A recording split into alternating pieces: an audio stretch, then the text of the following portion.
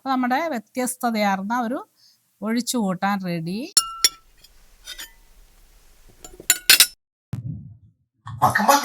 Praise the Lord. കർത്താവായ യേശുക്രിസ്തുവിൻ്റെ നാമത്തിൽ ഗ്ലോറിയസ് കിച്ചണിലേക്ക് എല്ലാ പ്രിയപ്പെട്ടവരെയും സ്വാഗതം ചെയ്യുന്നു. ഈ വീഡിയോ ഇതുവരെ സബ്സ്ക്രൈബ് ചെയ്യാത്ത സബ്സ്ക്രൈബ്, ഷെയർ ആൻഡ് സപ്പോർട്ട് ചെയ്യുക. ഞാൻ ഇന്നിവിടെ ഉണ്ടാക്കുന്ന ഒരു ഒഴിച്ചുകൂട്ടാനാണ്. നമ്മളെന്നും എന്താ ഉണ്ടാക്കേണ്ടതെന്നൊക്കെ ചിന്തിച്ചിരുന്നപ്പോൾ എനിക്കിത് ഇങ്ങനെയൊന്നും ഉണ്ടാക്കണം എന്ന് തോന്നി. ഞാനിത് അപ്പോൾ അതങ്ങനെ ഉണ്ടാക്കാമെന്ന് വിചാരിച്ചൊക്കെ അരിഞ്ഞൊക്കെ വെച്ചിരിക്കുന്നതാണ്. ഇവിടെ ഞാൻ കുറച്ച് ഒരു കഷ്ണം പപ്പായ എടുത്തിട്ടുണ്ട്. ഇത് ചയോട്ടിയാണ്. ഇതാണ്. ഇത് കാണാത്തവരുണ്ടെങ്കിൽ കണ്ടോട്ടെ എന്നർത്ഥം. ചയോട്ടി അതിൻ്റെ ഒരു കഷ്ണം എടുത്തു.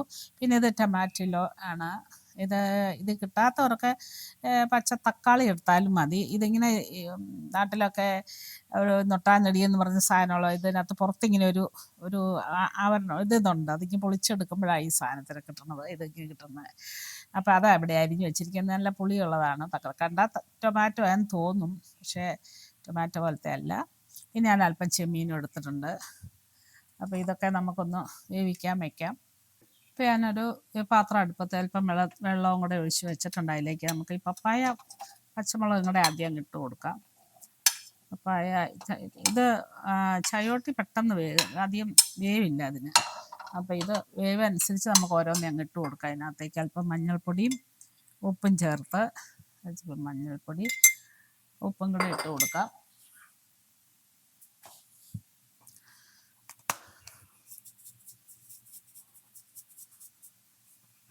ഉപ്പ് ഇട്ട് കൊടുത്ത് ഇത് പപ്പായ ഒരുവിധം ഒന്നങ്ങ് വെന്ത് വരുമ്പോൾ നമുക്ക് മറ്റുള്ളത് ഇട്ട് കൊടുക്കാം.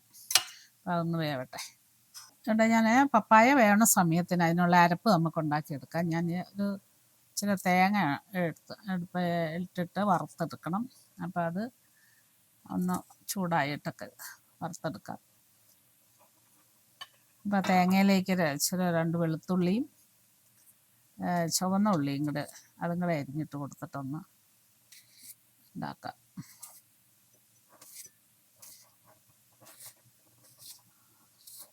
നല്ല പാകത്തിന് നല്ല ഇതിലായിട്ട് നമുക്ക് വറുത്തെടുക്കാം. ഒരല്പം എണ്ണയും കൂടെ ഒഴിച്ച് കൊടുക്കാം. അത് അല്പം മഞ്ഞൾപ്പൊടിയും കൂടെ ഇട്ട് കൊടുക്കാം.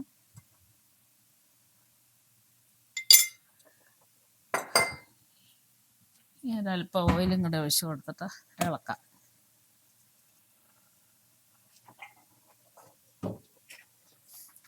ഇത് നമുക്ക് വറുത്തെടുക്കാം. എല്ലാവർക്കും തേങ്ങ വറുക്കാനൊക്കെ അറിയാം. വേകുന്ന സമയം കൊണ്ട് നമ്മുടെ ആത്മീയ ഭക്ഷണം കൂടെ എന്തെന്നൊന്ന് ചിന്തിക്കാം.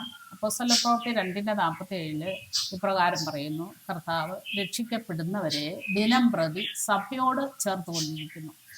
ഇന്ന് പല സഭക്കാരുണ്ട്. അതെല്ലാം മാനുഷികമായിട്ടുള്ള നിർമ്മിതമായിട്ടുള്ള അങ്ങനെയുള്ള സഭകളാണ്. എന്നാൽ യഥാർത്ഥമായിട്ടും സഭയെന്ന് പറഞ്ഞാൽ കർത്താവിൻ്റെ രക്ഷിക്കപ്പെട്ട മക്കളെയാണ് സഭയെന്ന് പറയുന്നത്. ആ കർത്താവിൻ്റെ വരവെങ്കിൽ എടുക്കപ്പെടുന്നത് രക്ഷിക്കപ്പെടുന്ന ഈ മക്കൾ മാത്രമാണ്. അതാണ് കർത്താവിൻ്റെ മണവാട്ടി സഭ. ഇന്ന് എന്നെ കേൾക്കുന്ന ആരെങ്കിലും ഈ കർത്താവിനെ രക്ഷകനും നാഥനുമായിട്ട് സ്വീകരിച്ചിട്ടില്ല എങ്കിൽ ആ നിത്യതയുടെ അവകാശിയായി തീരണമെങ്കിൽ കർത്താവിനെ സ്വീകരിക്കുകയും കർത്താവിൻ്റെ കൽപ്പനകൾ അനുസരിക്കുകയും ചെയ്യുക.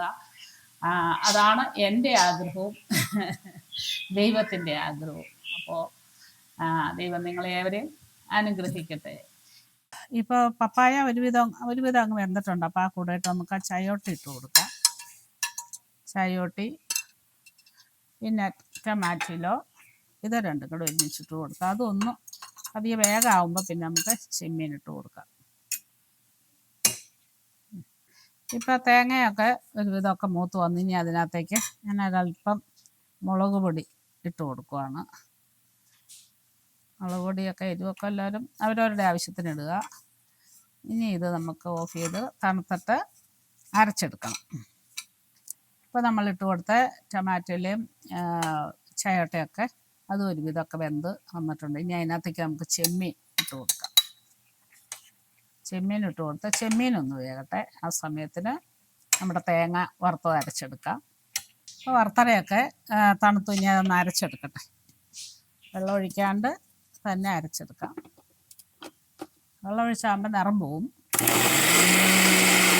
അപ്പോൾ നമ്മുടെ ചെമ്മീനും എല്ലാം നല്ലപോലെ വെന്തു. ഇനി നമുക്ക് അരച്ച അരപ്പൊഴിക്കാം. നിങ്ങൾ വെളുത്തുള്ളിയൊക്കെ ഇടുമ്പോൾ ആദ്യം എണ്ണയിലിട്ട് ഒന്നങ്ങ് വറുത്തച്ചാണെങ്കിൽ തേങ്ങ ഇട്ടാൽ എളുപ്പമുണ്ട് അരഞ്ഞ് കിട്ടാൻ. മറ്റേ നമ്മൾ വറുത്തര വെള്ളം ഒഴിച്ചരയ്ക്കുമ്പോൾ ആ വറുത്തരയുടെ മേന്മയെല്ലാം പോകും. ഇത് ഞാൻ വെള്ളം ഒഴിച്ചില്ല കേട്ടോ. ആദ്യം ഇടണം എന്ന് ഓർത്തെങ്കിലും പിന്നെ തേങ്ങ ഇട്ടത് കൊണ്ട് അങ്ങ് വിട്ടുപോയി. അപ്പോൾ അതാ നമുക്ക് എളുപ്പം അരയാൻ. പിന്നെ ഞാൻ ഈ വറുത്തരയിലൊന്നും അങ്ങനെ മല്ലിപ്പൊടിയൊന്നും ചേർക്കില്ല. ഇതിനി എല്ലാവരും ഒന്ന് കൂടി തിളച്ചിട്ട് ഒരു കടുകും കൂടെ വറുത്തിട്ടാൽ മതി. അപ്പോൾ നല്ല രുചിയുള്ളൊരു കറിയായി. തിളക്കട്ടെ. ഇപ്പം ഞാനൊരു പാത്രം അടുപ്പ് വെച്ച് നമുക്ക് കടുക് ഇങ്ങടെ വറുത്തിടാം. എണ്ണ ചൂടാവട്ടെ.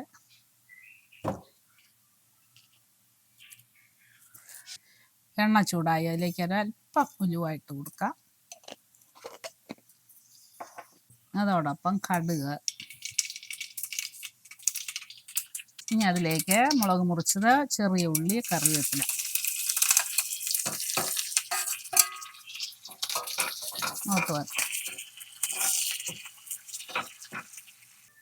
ഇപ്പോൾ ഉള്ളിയൊക്കെ മൂത്തു. ഇനി നമുക്ക് ഇത് കറിയിലേക്ക് ഒഴിക്കാം.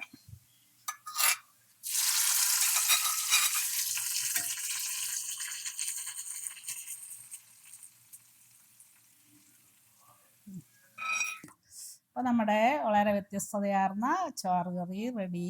അപ്പോൾ ഇത് നമ്മുടെ എൻ്റെ അമ്മണിയമ്മാമ്മയ്ക്ക് ഒന്ന് ടേസ്റ്റ് ചെയ്യാനായിട്ട് കൊടുക്കും. ഇത് കണ്ടിട്ട് വളരെ ടേസ്റ്റി ആണെന്ന് തോന്നുന്നു. സൂപ്പർ. ഓക്കെ, എങ്ങനെയാ ടേസ്റ്റ് ഞാൻ എടുത്തോട്ടെ. ഇതുകൊണ്ട് കഴിച്ചോളൂ. Super. It's very good. Really. ചെമ്മീനും എല്ലാം. ഇങ്ങനത്തെ ഒരെണ്ണം? നോ, ഇത് first time. Very super. Really good. ഈ ഒരു കറി എല്ലാവരും ഉണ്ടാക്കി നോക്കണം കേട്ടോ. ഞാൻ എന്റെ മനസ്സിൽ തോന്നിമാരി അങ്ങ് ഉണ്ടാക്കിയതാണ്. എല്ലാം പഠിപ്പിക്കണം ഇത് എങ്ങനെയാ ഉണ്ടാക്കിയെന്ന്. വീഡിയോ കണ്ട് ഇതുപോലെ ഉണ്ടാക്കുക. Okay, thank you very much. വീണ്ടും നമ്മള് അടുത്ത ആഴ്ച കണ്ടുമുട്ടുമ്പോഴേയും കർത്താവിന്റെ വിസ്താരമേറിയ ചിറകിനടിയിൽ നമ്മെ ഏവരെയും കാത്തു സൂക്ഷിക്കട്ടെ എന്ന പ്രാർത്ഥനയോടുകൂടി നന്ദി.